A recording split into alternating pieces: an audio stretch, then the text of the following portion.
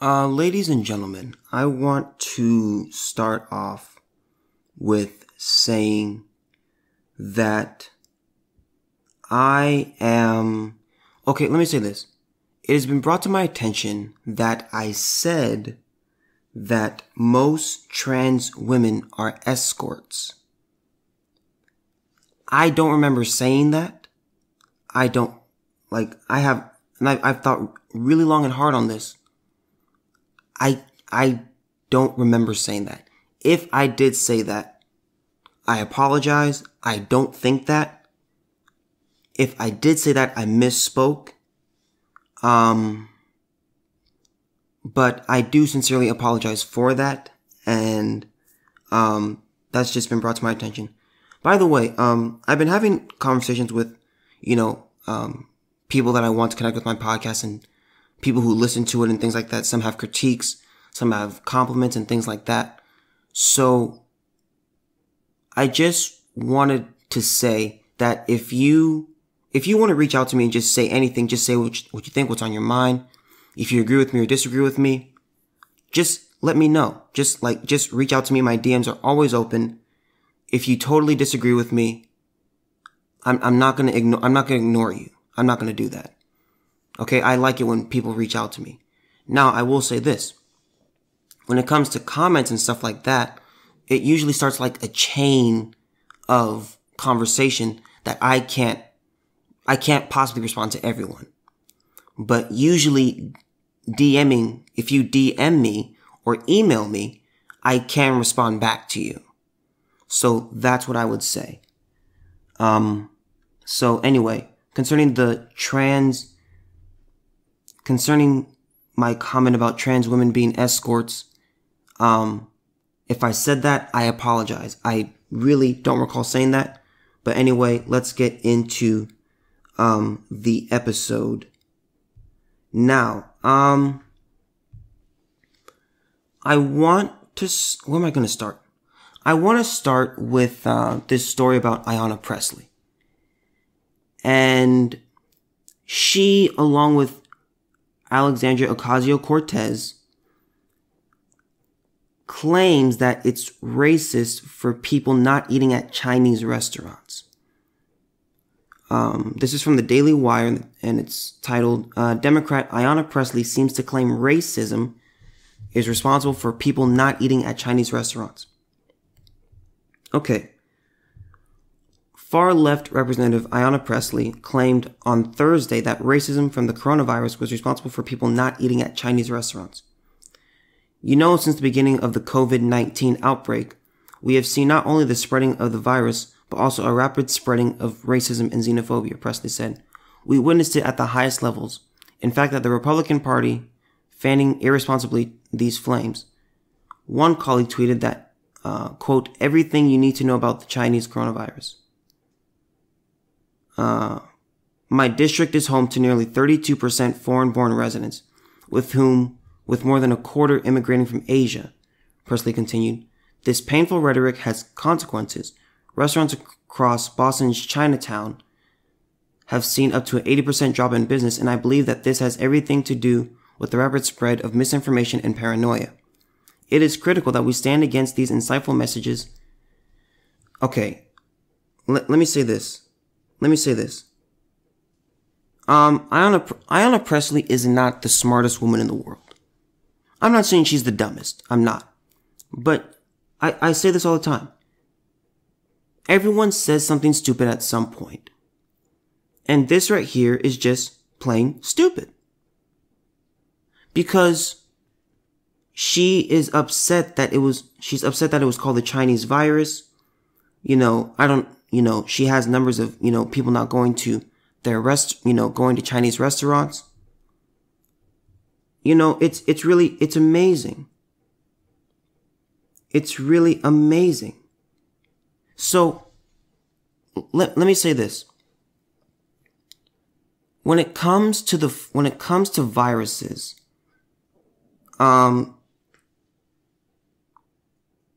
they receive their name based off where the origin is. This virus started in China, specifically Wuhan. It's not racist. This idea that, again, this is the race card. See, it's like this, a huge drop in people not going to Chinese restaurants. Personally, I already don't go to them. I don't like Chinese food. The only thing I eat from there is rice. I don't find Chinese cuisine to be appetizing at all. But, people, let me say this about the coronavirus. People are living in fear. They're living in fear. And is the fear understandable? It is. It is. The problem with the coronavirus is that it's really unknown and we don't know that much about it. Like we're playing catch up, and viruses are tricky things. They evolve very quickly. And so we have to keep working and working and working. And right when it's hard to make a vaccine, because you make a vaccine for, kind of like the past version of a virus. Once you make a vaccine, it's already changed 10 times. So, I want to say this, that it's hard, it's difficult, but let me say this. We're going to get through this. We're going to overcome the coronavirus. This isn't the end. This is not, everyone's going to get it and everyone's going to die. That's not going to happen. We're going to overcome this.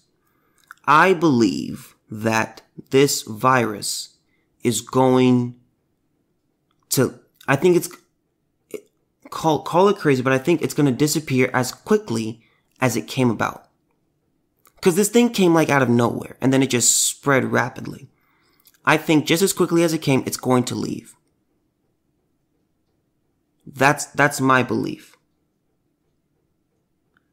But concerning this racist, calling the virus, the Chinese virus or Wuhan virus is racist, it's not racist. It's not racist. I want to say this.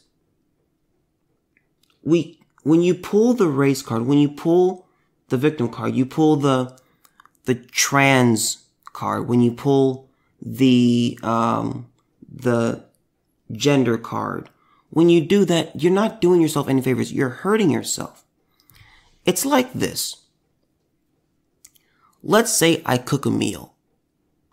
And let's say that these people aren't black that I'm cooking the meal for. Okay?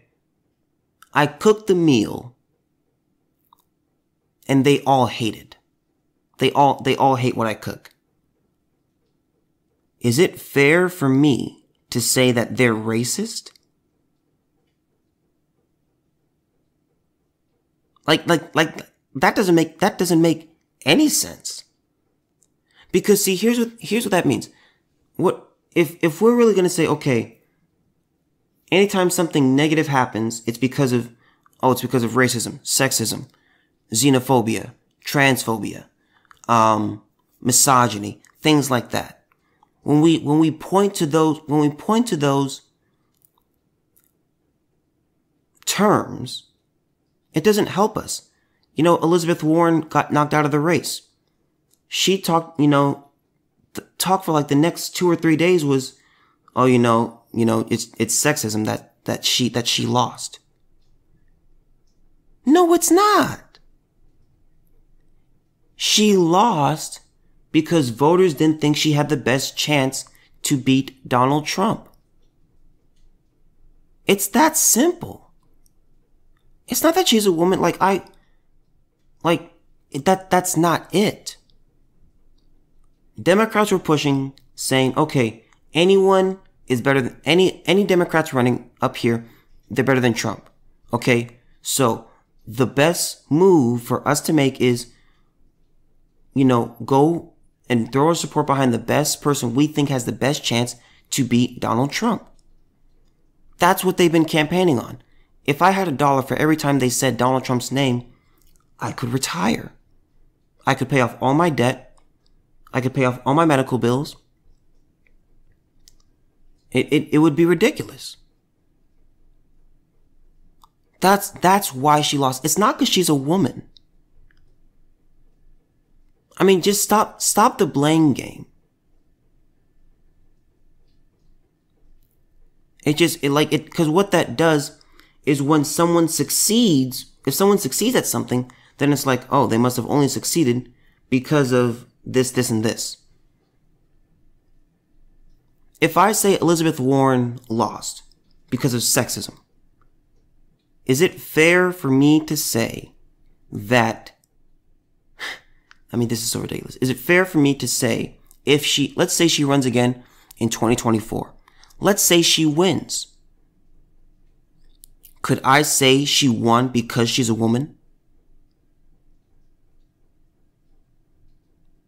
Doesn't make a whole lot of sense, does it? We can't have these double standards. It just hurts us. It really does. Ayanna Pressley, it's not racist to call it the Chinese virus. It's from China.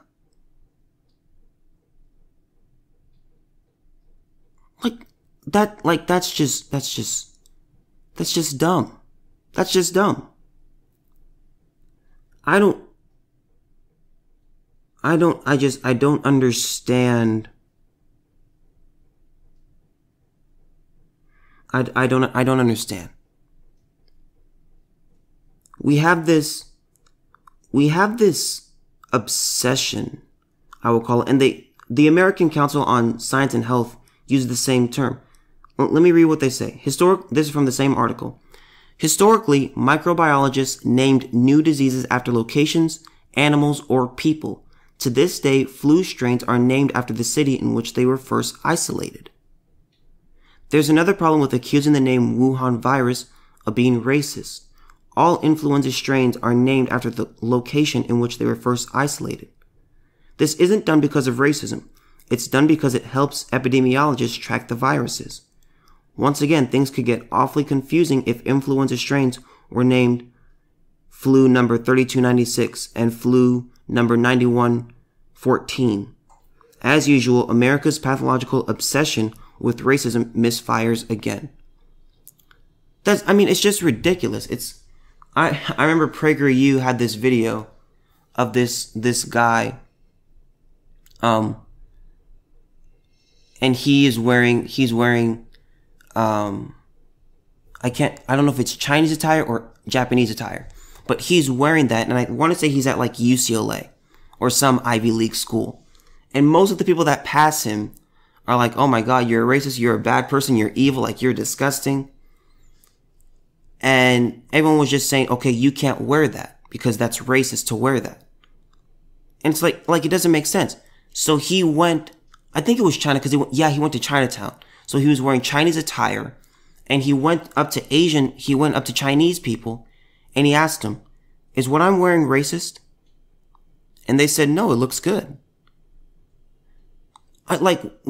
We Americans are so focused on being just how woke can I be today? Where am I in the wokeness rankings? I mean, it's just absolutely ridiculous. One girl came up to him and said, you can't wear that because that's their attire and that's what they wear and you're white, you can't wear what they wear. And then he asked her, he said something along the lines of, do you eat Chinese food? And she's like, yeah, it's delicious.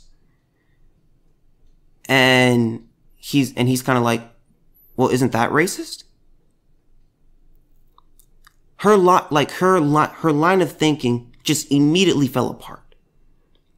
But we Americans, we just have this obsession of being woke and trying to just say, oh, if you do something to someone, it's racist, it's sexist, it's, xenophobic. Like it doesn't help anyone when we do that to ourselves. It doesn't. It just sets us back and it causes more division. Again, there was a poll where it said if a black politician is criticized by a white politician, I want to say it was like 33 or like 40% of Democrats think that the white politician is racist. It's just ridiculous. It's just absolutely ridiculous. And I don't get it. I don't get it. Sometimes, because I talked about this. I said, if someone puts forth an idea, let's say they just typed up the idea and put it on a piece of paper and everyone read a copy of the policy. And they all said, okay, is this a good idea? If they said it was a bad idea, it may just be a bad idea. But then it's like, oh, wait, Solomon made that? Oh, well, you know, because you said it's a bad idea, that means you're racist against black people. It just doesn't make any sense. It makes no sense. We have to stop with this obsession on being woke. I honestly believe that there are some people who wake up every day and the first thing that they want to do is just ask themselves, how woke can I be today? How can I become more woke? How can I become, I can't. But I'm going to say this about the coronavirus, man. We're going to get through it. We're going to get through this, you know. We're going to be fine. Humans have overcome some nasty things. We have. We can do this. We're going to get through this. This, as the old saying goes, this too shall pass. Okay, so, Kaia Gerber, who, by the way, I didn't know who that was before this. This from Fox News. Kaia Gerber says her generation won't be silenced by anyone. So she's a model, and she said in an interview with Vogue that members of her generation are taking matters into their own hands when it comes to politics. With all the information that's out there, we can't claim ignorance anymore. Gerber, the daughter of supermodel Cindy Crawford. By the way, Cindy Crawford, a big thumbs up. My generation sees it as their duty to educate themselves, to speak up. We won't be silenced by anyone. Now, I will say this to Kaia. I think it is important to be politically active. It is. Voting, you know, being knowledgeable about what's going on in the world, doing something about it, you know, educating others. Don't indoctrinate, but educating and things like that. But here's where I disagree with Kaia. She says that we won't be silenced by anyone. I think we are silencing ourselves. Young people, we don't vote. We don't. That's one thing Bernie Sanders has against him. Cause he has a lot of support on social media. Twitter, Facebook, Instagram, TikTok, you know, Pinterest, all those places he has a lot of support from young people. But when it comes time to go to the polls, where is Gen Z? Where are the millennials? We don't vote. It's usually older people that vote.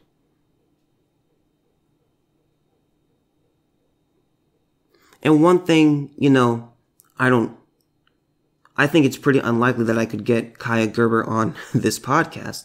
But if I could, I would just like to talk to her about, you know, how can we get our generation to vote? Because I wouldn't want to talk policy and things like that, but just voting, because that matters. We become very apathetic.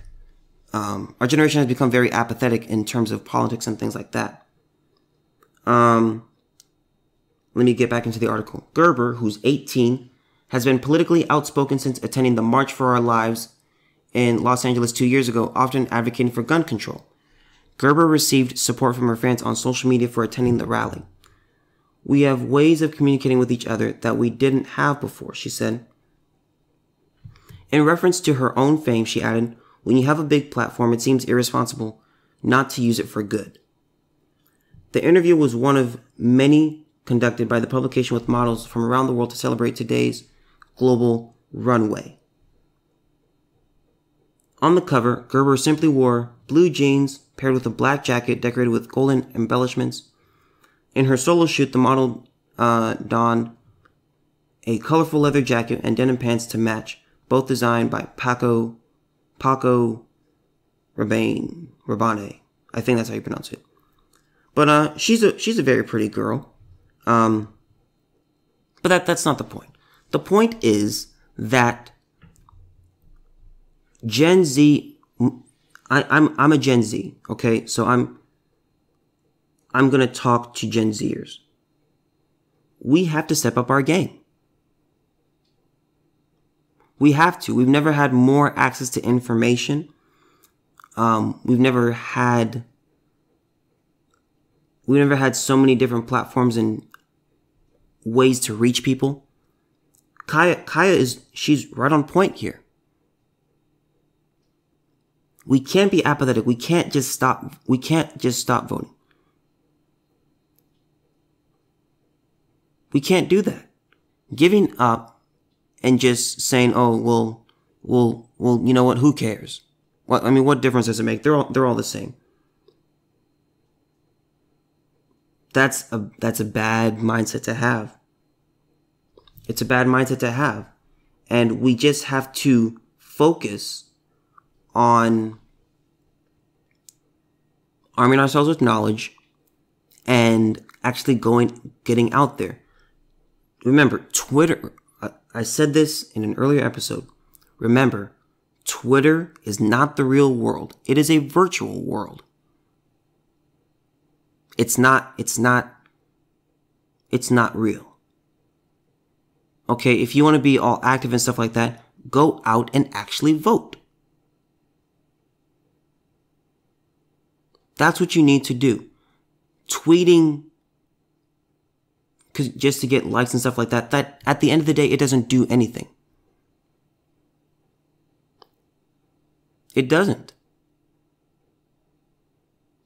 If, like, I can go out and complain, say, take abortion, for instance. You guys know that I'm against it. Okay? If I just sit and complain, about, and I'm on Twitter and Instagram and Facebook all day just complaining about how abortion is a thing, and I don't do anything about it. I don't vote for politicians who are pro-life. I don't go to rallies. I don't talk about it. I don't, educate myself on it and try to help educate others on it.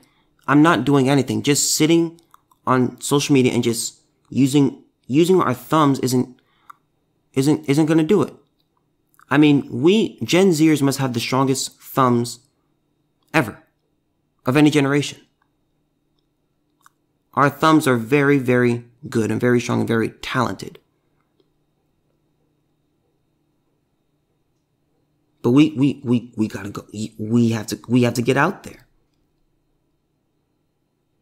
We have to. Social media isn't doing it. That's not how you vote. You vote at the polls. The older generations, they're gonna die. And I want to say, just this. Minorities, women. Let me say this.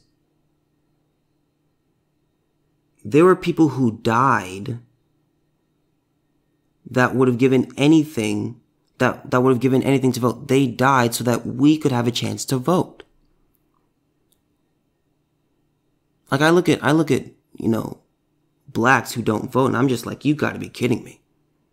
Like, you have to actually be kidding me. Many of the excuses that I hear about voting is, oh, it takes too long. Oh, I don't know what's going on. Or I don't really know what each person believes. Or, what difference does one vote make? All those excuses are just not legitimate. They're not legitimate. You can find out what each person thinks. You can find out their past. There are many sites like, Ballotpedia, where you can find out a person's past. You can find out what they believe, things like that.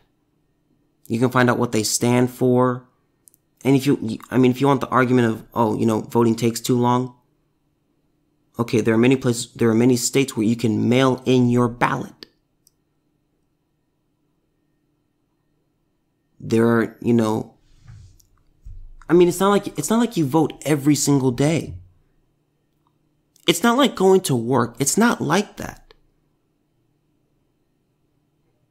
Voting is a beautiful thing. We have the opportunity to, we don't get it. We don't quite, Gen Z, we don't quite get it yet. We don't. And I don't know. I find it irritating. I'm more irritated by those who, see, here's my thing. I'm more of a fan of someone who is, in terms of ideology, just totally opposite me, but they vote. I'm more a fan of that person than a person who has the same ideology as me, but doesn't vote. When they can vote. That's how much I care about voting. Because see, the person who votes, they understand. They get it. They know that it matters. The person who doesn't vote, oh, hey, just, it's irritating. It really is irritating.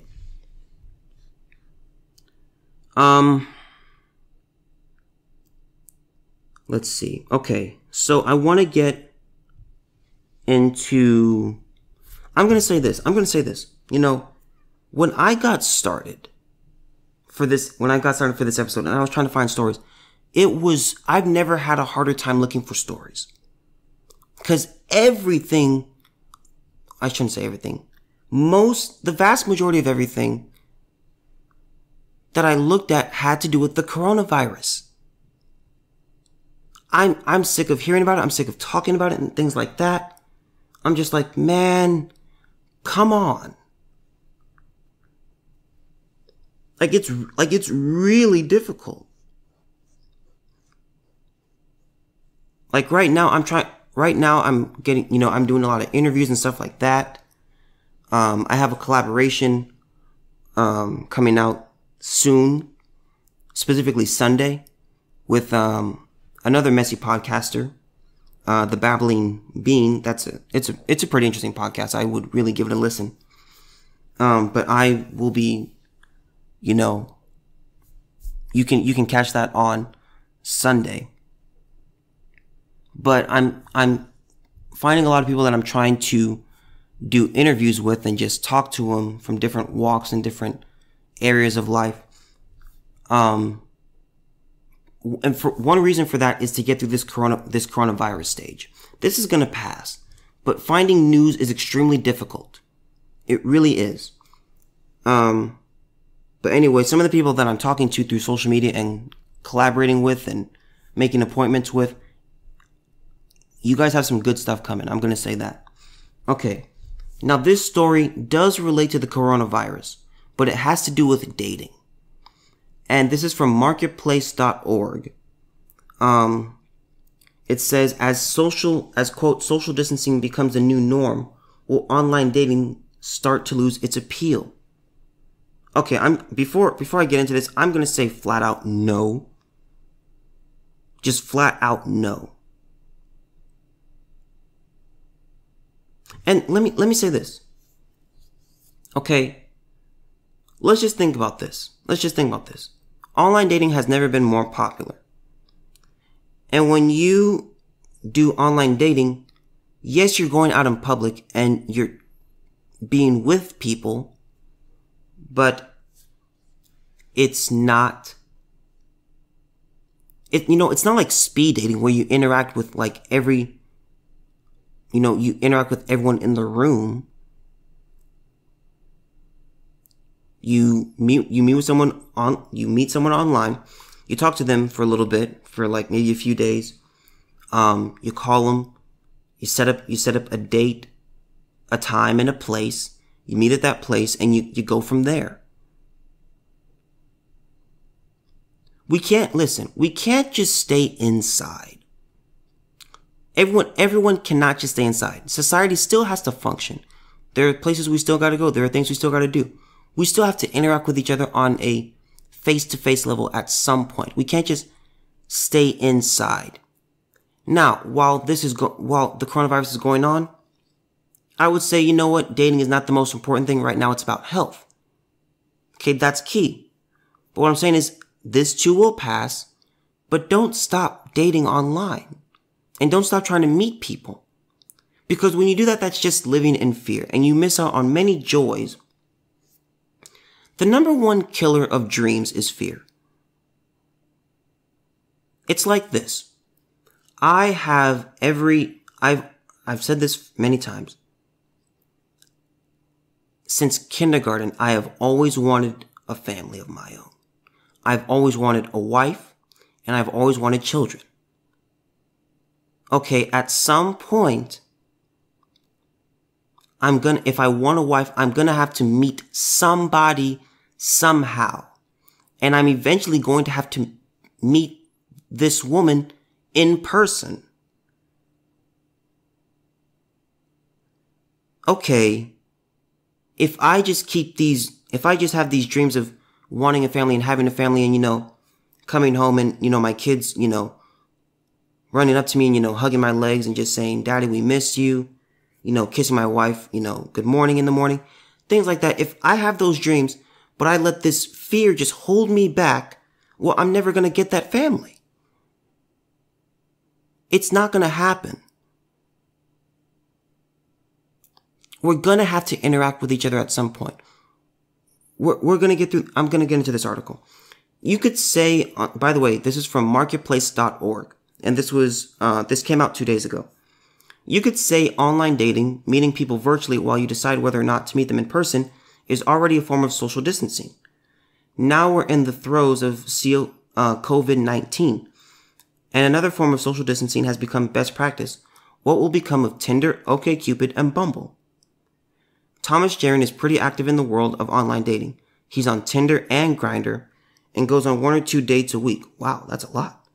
But this week, Jaron, who is 25 and lives in Oregon, canceled every date.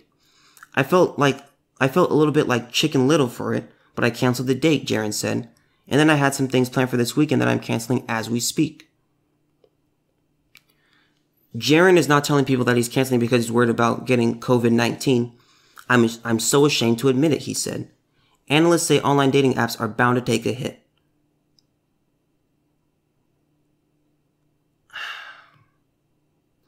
I look at it the other way.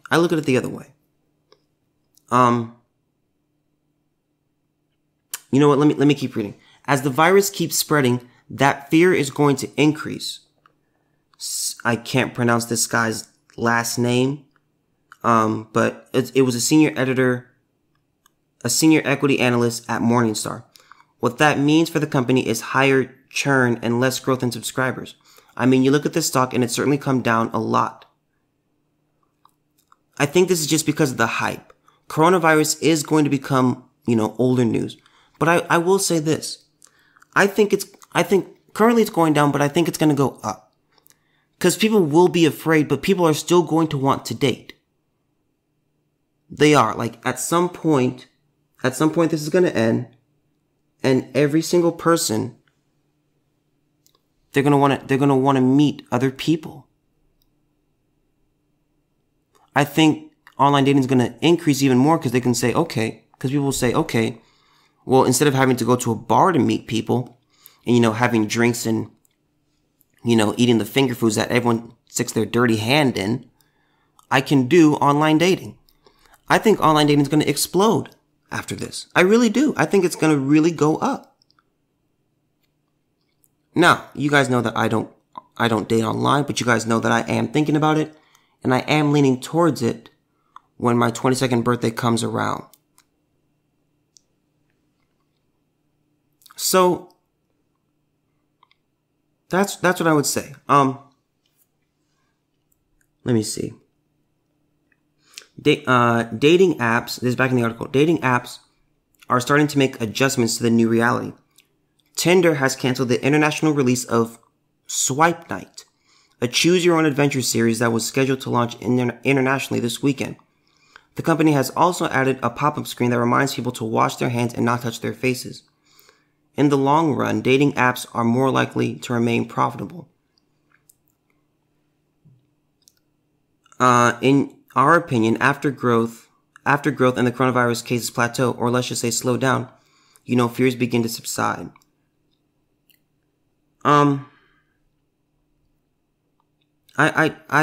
Listen, we can't just stay inside. We can't. Cause there will be those people who this coronavirus thing is going to pass and they're still going to be afraid to go outside and interact with people. They're going to be afraid to go to basketball games, soccer games, concerts, church, things like that where there's going to be a lot of people.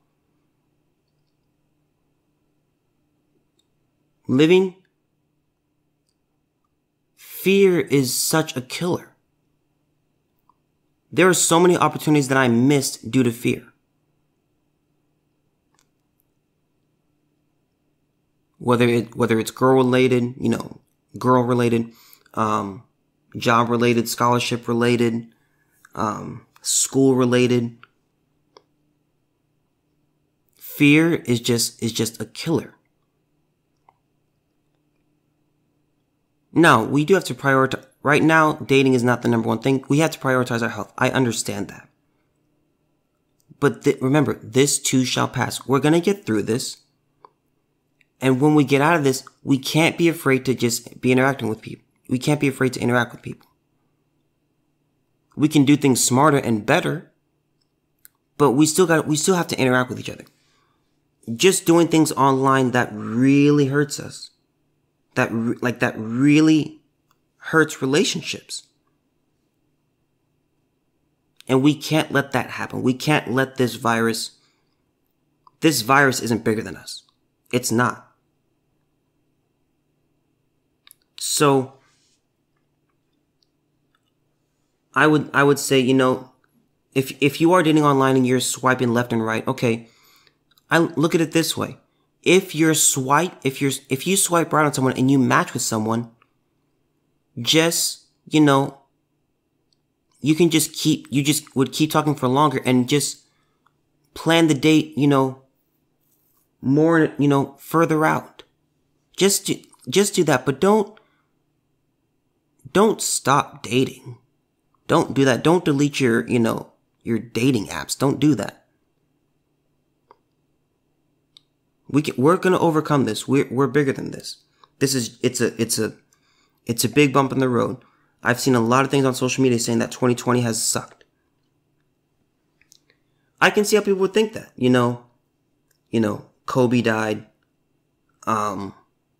We've had a lot. We have gone through a lot, and it's only March. We had the election. 2020 is a lot. I will concede that. It has been a lot, and it's been an emotional 3 months. But we're gonna get through this. We can do it. That's it from me for this week. Stay safe. Wash your hands with soap, with warm water for 30 seconds. Dry your hands. Try not to shake hands. Take showers, be clean. Just things like that. We can do this, you guys. We're almost done, I believe.